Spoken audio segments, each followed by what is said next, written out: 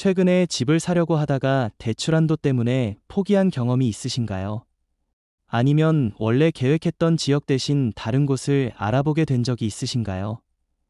바로 6억 원 대출 제한이라는 정책 때문에 부동산 시장에 새로운 바람이 불고 있습니다. 그런데 정말 흥미로운 현상이 일어나고 있는데요. 마치 풍선을 한쪽에서 꽉 눌렀을 때 다른 쪽으로 부풀어 오르는 것처럼 기존에 인기가 없던 지역들이 갑자기 주목받고 있다는 점입니다. 오늘은 이런 풍선 효과가 어떤 지역에서 어떻게 나타나고 있는지, 그리고 이것이 우리에게 어떤 의미인지 함께 살펴보겠습니다. 제가 최근에 만나뵌 한 분의 이야기부터 들려드리겠습니다. 이분은 50대 초반의 직장인으로 서울 강남에서 직장 생활을 하고 계십니다. 원래는 성남이나 용인 쪽에서 집을 알아보고 계셨는데 원하시는 아파트들이 모두 10억 원을 넘어서 대출 한도로는 감당이 안 되셨다고 합니다. 그래서 어쩔 수 없이 시야를 넓혀서 경기도 외곽이나 충청도 쪽까지 알아보게 되셨다는 겁니다. 그런데 놀라운 것은 이런 분들이 한두 명이 아니라는 점이었습니다. 부동산 중개사무소를 운영하고 계신 분의 말씀을 들어보니 최근 들어 상담 패턴이 완전히 바뀌었다고 하시더군요. 예전에는 특정 지역을 정해놓고 그 안에서만 매물을 찾는 분들이 대부분이었는데 이제는 대출 가능한 금액에 맞춰서 지역을 넓혀가며 찾는 분들이 많아졌다는 것입니다. 특히 서울 근교에서 일하시지만 서울이나 경기 남부에서는 집을 살 수 없게 된 분들이 경기 북부나 충청 지역, 심지어는 강원도까지 알아보는 경우가 늘어났다고 합니다. 이런 변화가 가장 두드러지게 나타나는 곳이 바로 경기도 북부 지역입니다.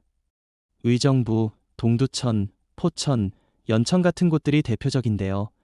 예전에는 서울에서 너무 멀다는 이유로 기피되던 지역들이 갑자기 인기를 끌고 있습니다. 특히 GTX나 지하철 연장 계획이 있는 지역들은 더욱 관심이 뜨겁다고 합니다. 실제로 의정부 쪽에서 부동산을 하고 계신 분의 말씀을 들어보니 작년 이맘때와 비교해서 문의량이 2배 이상 늘어났다고 하시더군요. 충청남도의 변화도 주목할 만합니다. 특히 천안이나 아산 같은 곳은 이미 어느 정도 알려진 곳이었지만 최근에는 더 외곽인 당진이나 서산, 심지어는 홍성이나 예산 같은 곳까지 관심을 받고 있다고 합니다. 이런 지역들의 공통점은 서울과의 교통 연결성이 그나마 좋다는 점과 상대적으로 집값이 저렴하다는 점입니다.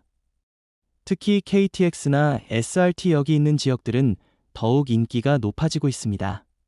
강원도의 변화는 더욱 극적입니다. 예전에는 리조트나 펜션을 찾는 사람들 외에는 거의 관심을 받지 못했던 지역들이 이제는 실거주를 목적으로 하는 문의가 크게 늘어났다고 합니다. 특히 춘천이나 원주 같은 비교적 큰 도시들은 물론이고 홍천이나 행성 같은 더 작은 지역들까지 관심을 받고 있습니다.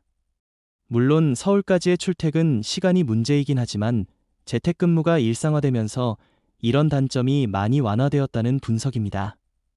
인천의 경우도 흥미로운 변화를 보이고 있습니다. 기존의 인기가 높던 송도나 청라는 여전히 비싸서 접근하기 어렵지만 상대적으로 외면받던 강화도나 옹진군 같은 곳들이 새롭게 주목받고 있습니다. 특히 강화도는 서울과의 접근성이 생각보다 나쁘지 않으면서도 집값이 저렴해서 많은 관심을 받고 있다고 합니다. 섬이라는 특성상 개발 제약이 있지만 그래서 오히려 자연환경이 잘 보존되어 있다는 점이 장점으로 부각되고 있습니다. 경기도 남부에서도 변화가 일어나고 있습니다. 수원이나 성남 같은 인기 지역은 여전히 비싸지만 안성이나 이천, 여주 같은 상대적으로 외곽 지역들이 새롭게 조명받고 있습니다. 특히 이런 지역들은 농촌과 도시의 중간적 성격을 가지고 있어서 도시의 편리함과 시골의 여유로움을 동시에 누릴 수 있다는 점이 매력으로 어필되고 있습니다. 이런 풍선 효과가 나타나는 배경에는 여러 가지 복합적인 요인들이 작용하고 있습니다. 가장 직접적인 요인은 물론 대출 제한 정책입니다. 6억 원이라는 한도가 생기면서 기존에 선호하던 지역의 집들을 살 수 없게 된 사람들이 어쩔 수 없이 다른 대안을 찾게 된 것입니다. 하지만 이것만으로는 이런 대규모 이동 현상을 모두 설명할 수는 없습니다. 라이프 스타일의 변화도 중요한 역할을 하고 있습니다. 코로나를 겪으면서 많은 사람들이 삶의 가치관을 다시 생각하게 되었습니다. 꼭 서울이나 수도권 중심부에 살아야 하는가에 대한 의문을 갖게 된 것이지요. 재택근무가 일상화되면서 출퇴근 시간의 중요성도 상대적으로 줄어들었습니다. 그러다 보니 조금 더 멀어도 넓고 쾌적한 곳에서 살고 싶다는 욕구가 커진 것입니다. 교통 인프라의 발달도 한몫했습니다.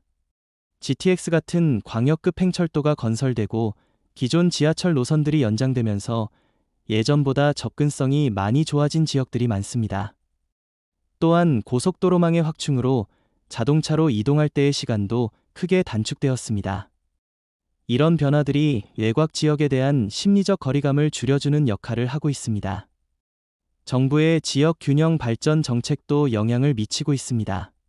각종 공공기관의 지방 이전, 지역 산업단지 조성, 교육 인프라 확충 등의 정책들이 지방의 매력도를 높이고 있습니다. 특히 일자리가 늘어나면서 굳이 서울에서 일하지 않아도 된다고 생각하는 사람들이 늘어나고 있습니다. 하지만 이런 풍선 효과가 모든 면에서 긍정적인 것만은 아닙니다. 기존에 그 지역에 살던 주민들 입장에서는 갑작스러운 인구 유입으로 인한 부작용을 겪고 있기 때문입니다. 집값이 급격히 오르면서 기존 주민들이 오히려 내쫓기는 상황이 벌어지기도 합니다. 또한 갑작스러운 개발로 인해 지역의 고유한 특성이나 환경이 훼손되는 경우도 있습니다. 인프라 부족 문제도 심각합니다. 갑작스럽게 인구가 늘어났는데 그에 맞는 교육시설, 의료시설, 상업시설 등이 부족한 경우가 많습니다. 특히 아이가 있는 가정에서는 학교나 학원 같은 교육 인프라의 부족을 크게 느끼고 있다고 합니다. 이런 문제들이 해결되지 않으면 장기적으로는 다시 이주하는 사람들이 늘어날 수도 있습니다. 교통 혼잡 문제도 새롭게 나타나고 있습니다. 예전에는 한적하던 도로들이 갑자기 출퇴근 시간마다 막히기 시작했다는 것입니다. 특히 서울로 향하는 주요 도로들의 교통량이 크게 늘어나면서 기존 주민들도 불편을 겪고 있습니다. 대중교통시설도 갑작스럽게 늘어난 수요를 감당하지 못하는 경우가 많습니다. 지역 커뮤니티의 변화도 주목할 부분입니다. 기존에 오랫동안 형성되어 있던 지역 공동체에 갑자기 많은 외부인들이 유입되면서 갈등이 생기기도 합니다. 생활 패턴이나 가치관이 다른 사람들이 섞이면서 적응 과정에서 마찰이 생기는 것은 어쩔 수 없는 일이지만 이를 잘 관리하지 못하면 지역 전체의 분위기가 나빠질 수 있습니다.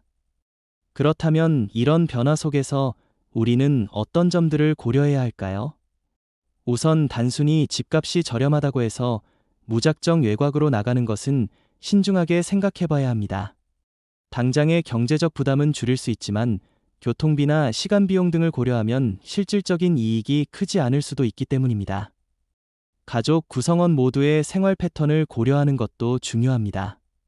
직장인에게는 출퇴근이 큰 문제이고 아이가 있는 가정에서는 교육 환경이 중요하며 노부모가 계신 경우에는 유료 접근성이 중요할 수 있습니다. 이런 모든 요소들을 종합적으로 고려해서 결정해야 합니다. 미래의 발전 가능성도 따져봐야 합니다. 현재는 외곽 지역이지만 앞으로 개발 계획이 있거나 교통 인프라가 개선될 예정이라면 장기적으로는 좋은 투자가 될 수 있습니다. 반대로 단순히 현재 집값만 저렴하고 미래 발전 가능성이 낮다면 나중에 처분할 때 어려움을 겪을 수도 있습니다. 지역의 고유한 특성과 문화를 이해하려는 노력도 필요합니다. 새로 이주하는 지역의 역사와 문화, 주민들의 생활 방식을 이해하고 존중하는 것이 성공적인 정착의 열쇠입니다. 단순히 집만 옮기는 것이 아니라 새로운 공동체의 일원이 된다는 마음가짐이 중요합니다. 환경적 요소도 고려해야 합니다. 자연환경이 좋다는 것은 분명한 장점이지만 도시 생활에 익숙한 사람들에게는 불편할 수도 있습니다. 특히 겨울철 난방비나 여름철 벌레 문제, 쇼핑이나 문화활동의 제약 등은 미리 생각해봐야 할 부분들입니다. 결국 이번 대출 제한 정책으로 인한 풍선 효과는 단순한 부동산 시장의 변화를 넘어서 우리 사회 전체의 거주 패턴을 바꾸고 있습니다. 서울과 수도권 중심의 집중화 현상이 어느 정도 완화되면서 지역 간 균형 발전에도 긍정적인 영향을 미칠 수 있을 것으로 보입니다. 하지만 이런 변화가 성공적으로 정착하려면 정부와 지방자치단체의